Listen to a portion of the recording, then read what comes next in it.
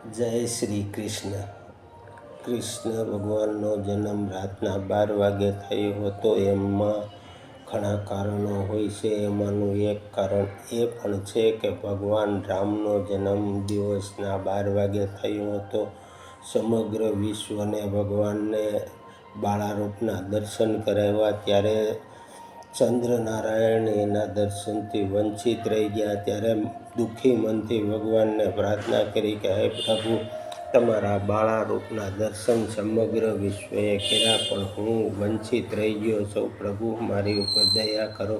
ત્યારે ભગવાન રામે ચંદ્રદેવને કીધું કે હે ચંદ્રનારાયણ, જ્યારે હું બીજો અવતાર ધારણ કરીશ ત્યારે બધા મારા બાળારૂપના દર્શનથી વંચિત રહે અને તમે એક જ મારા બાળારૂપના દર્શન કરશો.